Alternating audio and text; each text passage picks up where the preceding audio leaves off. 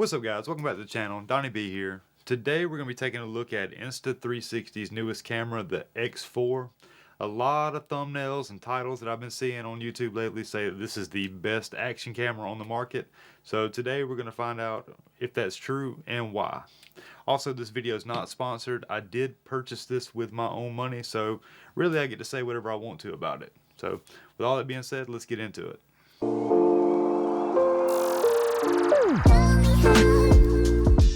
Alright, so I am expecting Lauren to be pulling up any minute now, so I'm going to try to get through this before the dogs start barking when she pulls up. So let's jump right in. Like I said in the intro, I purchased this with my own money from Best Buy. This is the standard combo, so let's look at what you get for $4.99. So this is the box you can expect to get, and in that box you get a zippered case, little pouch. You get a pretty premium USB-C to C cable.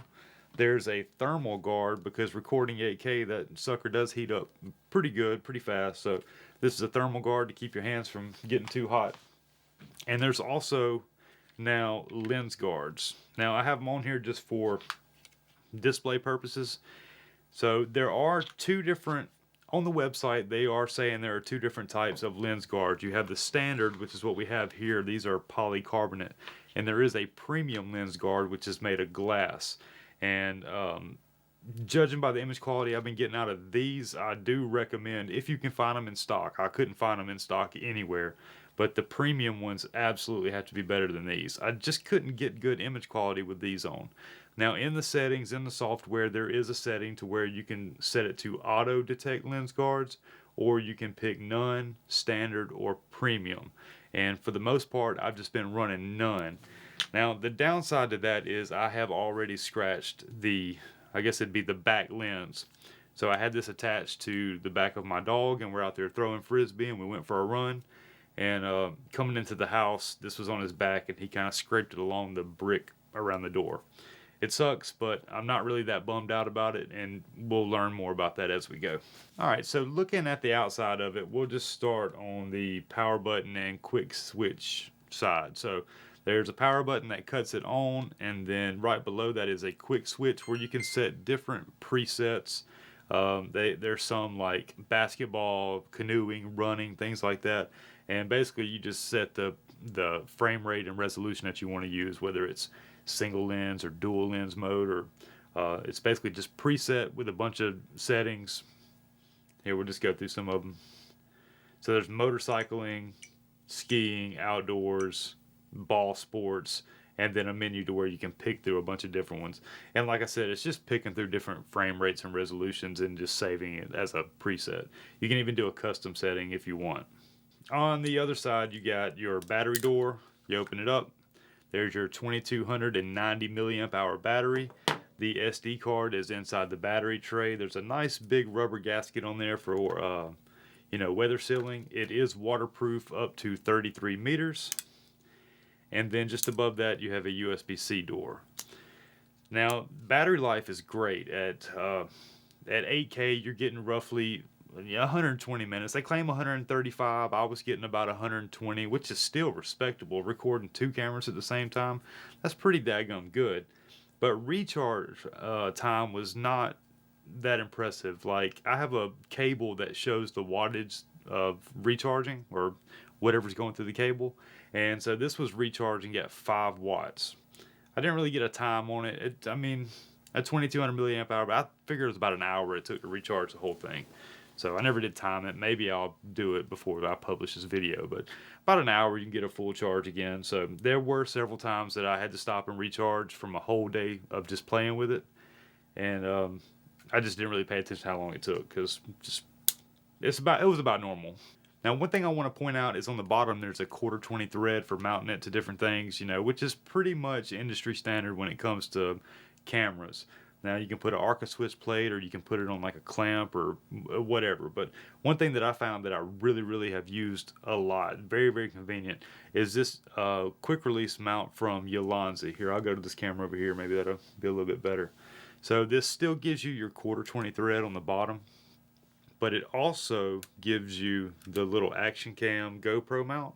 And if you're a fellow DJI user like myself, It also adds, this is the DJI, quick release. That's like the Action 2, 3, and 4.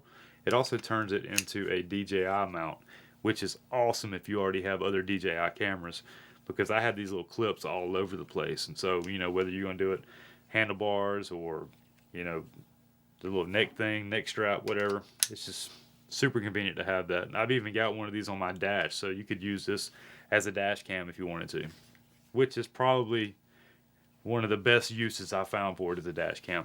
I don't know if you can pick up on my sentiment yet, but I am really not a fan of this camera. I really wanted to love it. I bought it for a very particular reason. I really wanted to love it, but I just can't get good image quality out of it. But we'll get there. We'll get there. You got to crawl before you walk. And since we're talking about image quality, let's just go ahead and jump right in.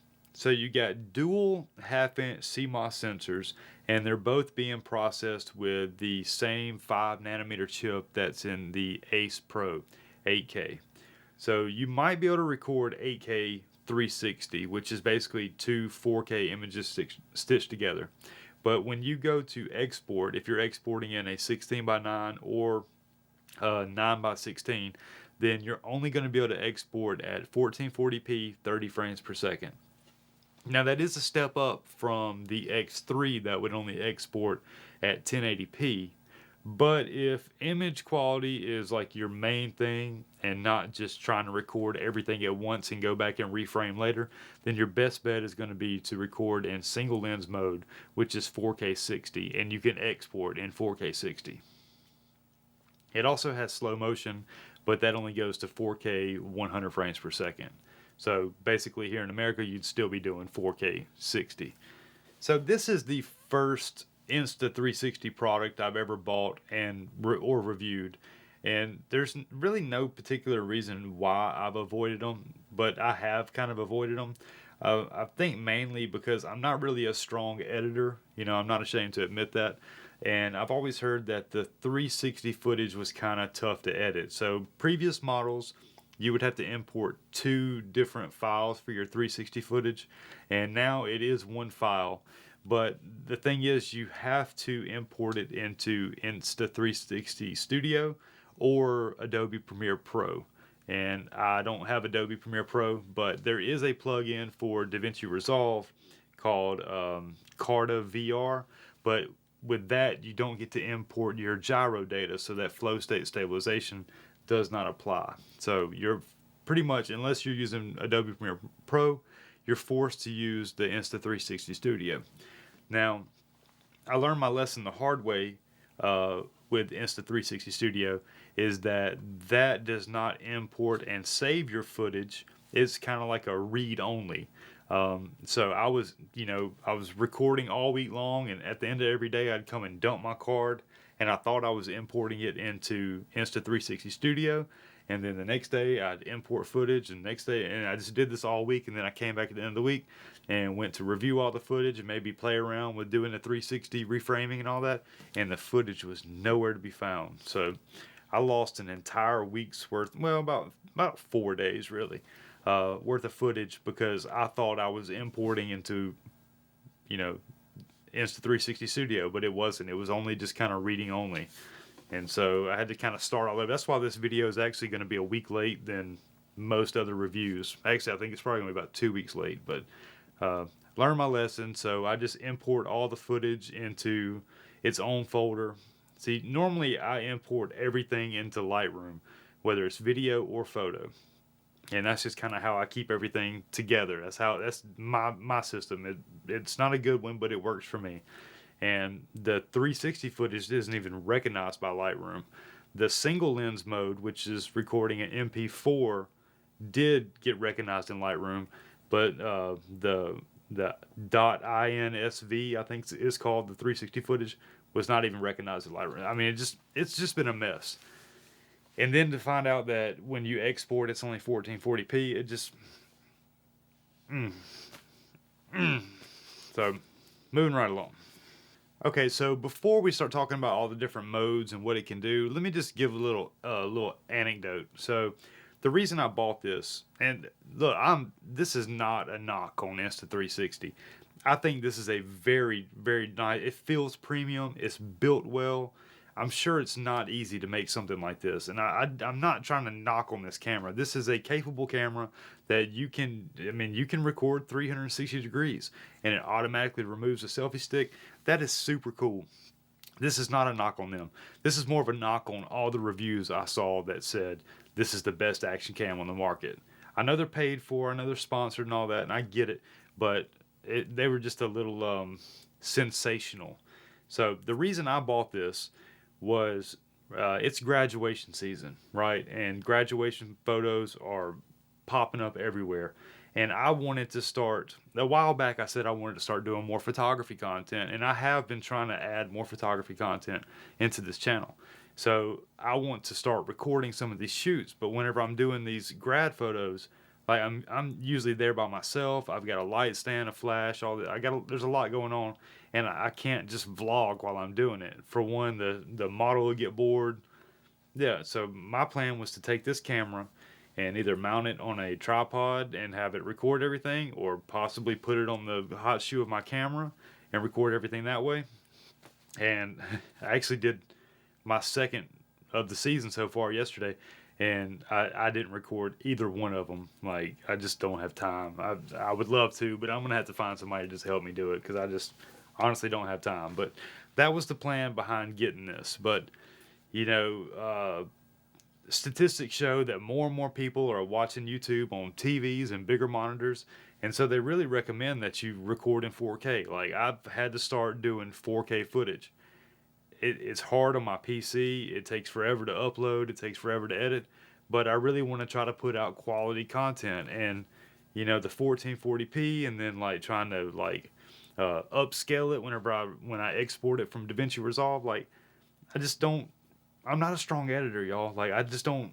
I want what's easy. That's why I go after cameras that have good built-in microphones, because I'm not good with it. You know, all this is still relatively new to me. So I thought that this was going to be it. I really did. And I think it's a lot. I think $499 is kind of high for what it is. I mean, you can go buy the Action 4. I don't know what it is now. Is it like $449? Like, I think it's a little bit cheaper than this. And that's an awesome camera. You can get the Pocket 3 for the same thing you can get this. And that if I was going to recommend a camera to anybody, it'd be the Pocket 3. Unless you're a scuba diver, because it doesn't have a IP rating. So, all right, I'm out of breath. I'm just been rambling about this camera.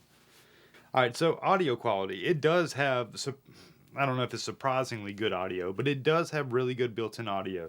There are 4 built-in microphones. There's one on each side, so you got one under each camera, and then one on each side. And the audio quality is good.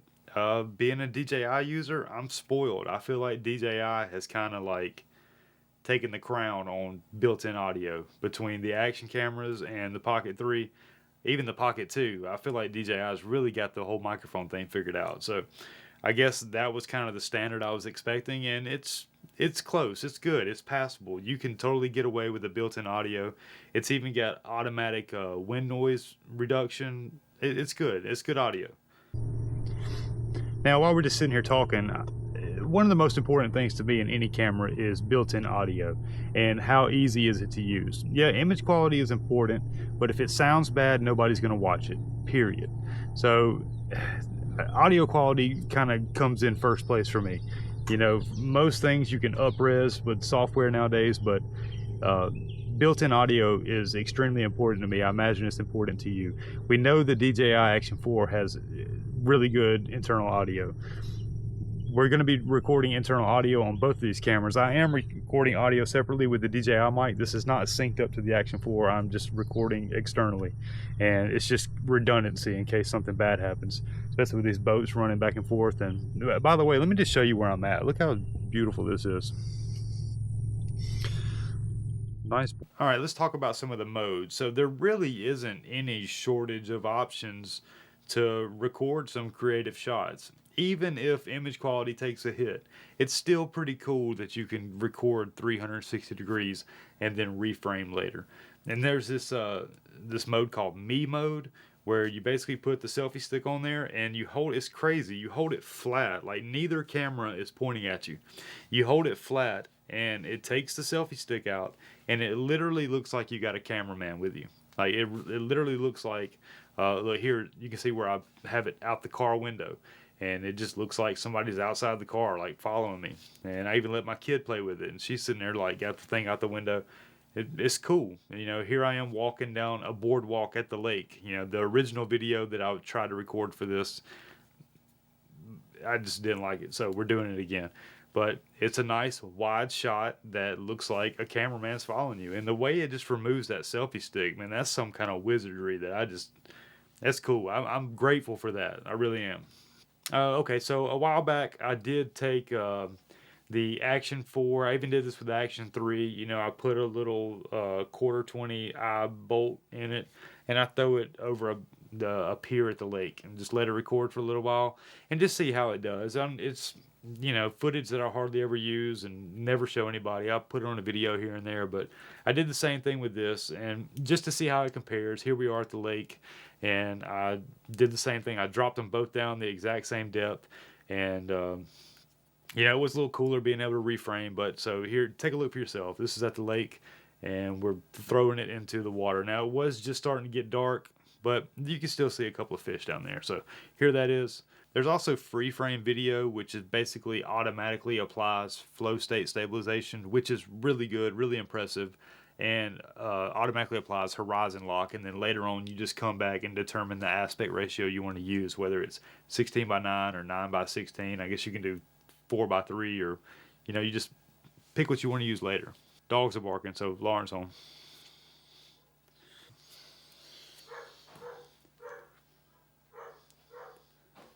Hey. Let me see him.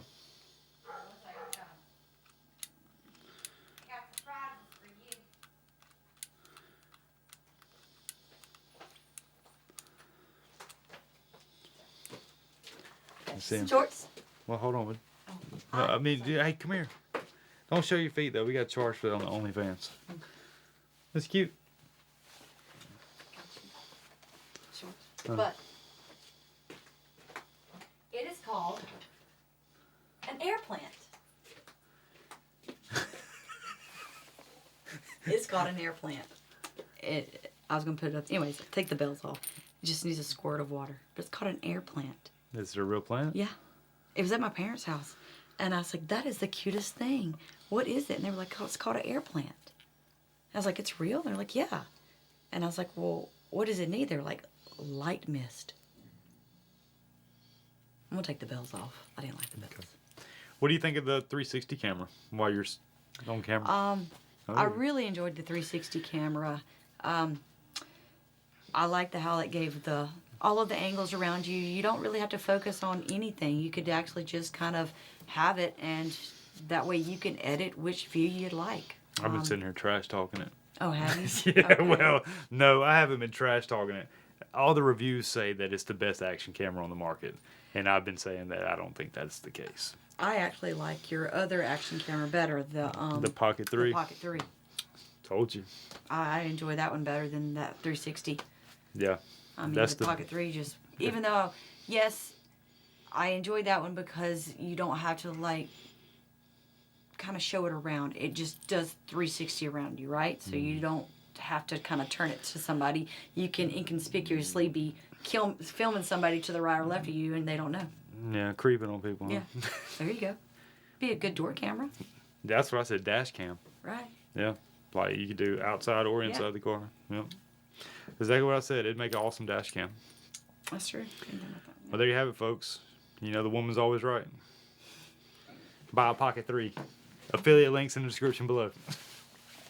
I also just want to say that, like, there's a camera for everybody's purpose. You know, like, if you're a skydiver or you're doing, like, a lot of really cool stuff like kayaking and things like that, then, yeah, this thing probably is right up your alley. But for someone like myself that just does, like, a lot of vlogging and things like that, then, you know, I'm pretty much going to use this in single lens mode because that's where you get the best quality. That's where you actually can export 4K footage. And so if I'm going to do that, I'm just going to stick with what I already know is tried and true, which is the DJI Action or the Pocket 3. Like, those cameras are great. You even heard Lauren come in here and say that is the Pocket 3 is her favorite camera too. It's just the quality. It's the exact same price as this. It's not waterproof. It's not an action camera, but the DJI Action 4 is an action camera, and it is a great camera.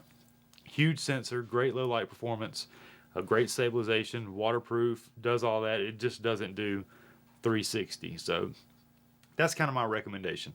I guess, you know, I keep reiterating that it's just not the best action camera that I've seen or that I've used.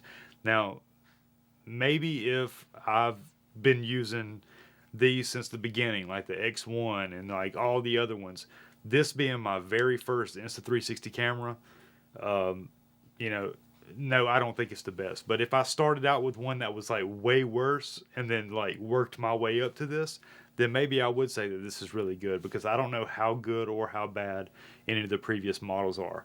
But if you look at all the YouTube reviews on those too, they're all talking about how great those are, but I don't know. So basically it boils down to image quality. My exports with 360 are not high quality. The editing is trickier than what I'm used to. You might be a prolific editor and you don't have a problem with editing in 2 different editing suites and then all that stuff, but I kind of do. So, you know, I hate to say that I'm kind of stubborn in my ways, but what I'm doing is working for me, and I just don't think there's a place or room for the Insta360 X4 in my lineup or my camera bag. Ooh, let me shut that door. So yeah, it does have great built-in audio. It does have single lens 4K 60. It is waterproof. It does have amazing stabilization. It's a little pricey, I think, but it comes with, you know, accessories. And there's so many different kits that you can buy, whether it's for mountain biking or motorcycling or skiing. There's no shortage of accessories that you can buy for this thing. There's super long selfie sticks. There's motorcycle handlebar grips. There's chest mounts. Like, I'm sure there's something for everybody out there. And I will leave affiliate links to all this stuff in the description below. But I think I'm going to put all the DJI stuff at the top. And I'm not sponsored by DJI. DJI has never sent me anything. But in this case, I do think that they are the better camera. So give a thumbs up if you found this at all helpful. Let me know in the comments what you think. Do you have the X4? Have you ever used the Insta360 cameras? I'm sure that, you know, I'm not saying I'm right. I'm just saying that this camera isn't a good fit for me. And so, you know, maybe you'll have better luck with it. But like I said, I'll leave all affiliate links to everything we talked about in this video. And if you haven't already, consider subscribing. So, you know, I ventured out of my comfort zone with getting something that I've never used before, or, you know, just try to get different perspectives and try to maybe increase the production value of some of my other videos, and it just wasn't a good fit for me. So maybe it'd be a better fit for you. But that's my, I guess, advice. So as always, take care of yourselves. You know you deserve it. I'm Donnie B, and we'll see you on the next one. Peace.